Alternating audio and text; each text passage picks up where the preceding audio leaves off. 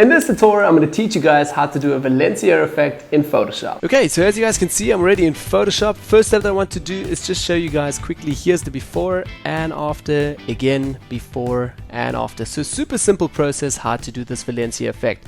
Now, before I would normally start this, I would record the whole thing as an action. If you guys are not familiar with recording actions, please have a look on the channel. We've created another tutorial teaching you guys how to work and record Photoshop actions. Okay, let's start right away with the Valencia effect. I'm going to move the layer all the way down, the group here. Just switch back to the image layer and start right away. So first step, again, back to adjustments, and we're going to go and create a gradient map adjustment layer over here. So select the gradient map, also here in the library. We're going to double click on this and get back into the gradient editor over here. Now, in the presets that you get standard from Photoshop, I want to select the orange, yellow and orange gradient. Hit OK once you're done.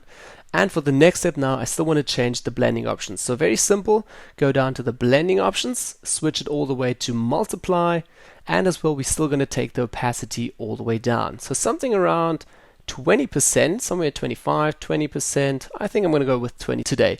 Okay, so as you guys can see, a little bit of a yellowish cast there already. Now for the next step again, I'm going to go and create another curves adjustment layer. So let's go back to adjustment, curves adjustment layer over here, and we just want to take the dark pixels now and brighten them completely. So what I'm going to do is go down here to the dark sliders and just take them up all the way so the output goes up all the way to around 90 to 95%. I'm going to choose something around 93%.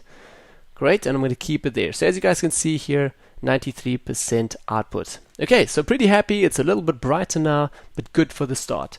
Okay, next step that I want to do is go back to the adjustment layers down here and select a gradient map as well, like just a gradient fill actually, and move this a little bit to the side. And first of all, double click again onto the gradients. We're going to get back into the gradient editor, and I'm going to select from the presets again a violet and orange one.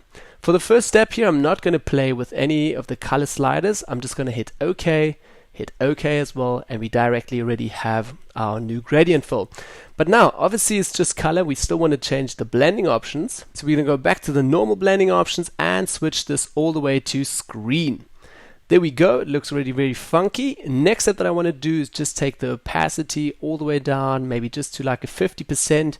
Feel free to also play a little bit with this. Maybe it looks a bit different on your image, but play a little bit with this. Now as well, double click again onto the gradient fill. And first of all, I want to play a little bit with my angle over here. So I'm going to go all the way to around 140%, 142. Let's have a look. Yep, and that looks kind of good to me. Next step, again, double click onto the gradient, and I've selected again a new gradient. Nope, let's select the one that we had before. Great, so what I want to do now is just take the violet sliders here and move them up a little bit. So somewhere around 75%, let's have a look. Okay, we can go back a little bit. And I want to have just a bit of orange here filling up with a lot of violet and just a little bit of orange here at the top. So you guys feel free to also play with this. Also feel free to play with a different preset or create your own little custom gradient down here with a few more colors, as you guys can see. I'm going to delete mine again, so just keeping these normal two standard ones. Okay, I'm going to hit OK, maybe play a little bit more with my angle here, a little bit down, 135, somewhere around that. Hit OK, that's done already, and the image looks great so far. A little bit flat for me, so I actually want to have a bit more contrast on this. So for the last step again, back to adjustments over here, and we're just going to select a selective curve adjustment layer. Selective color actually, so select that. First step, yours will most probably be on relative, so set it to absolute. And as well, in the neutral tones here, switch to the neutral tones, so the color tones, and you're going to go to the black sliders, and just take the black sliders up between 10 to 20%. So I'm going to go maybe 19, 18, plus 19 looked actually good. So I'm going to go with plus 19. And again, as you guys can have a look here, before and after, before and after. So just a bit more contrast. If you guys actually want to have more contrast, feel free to push this a little bit further. I wouldn't recommend it. It looks a bit too dark. But though, this is again the step here, just again plus 18 to 19.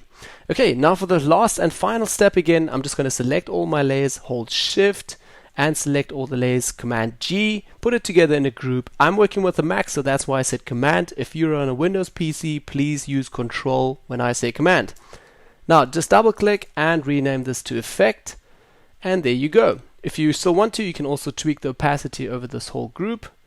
So you can see it looks a little bit dimmer there, around 90%. I'm actually happy with 100%, and I'm going to keep it just again to that percent. Don't forget, afterwards you can always open it and again play with your gradient fill over here and still tweak the color or choose a different angle.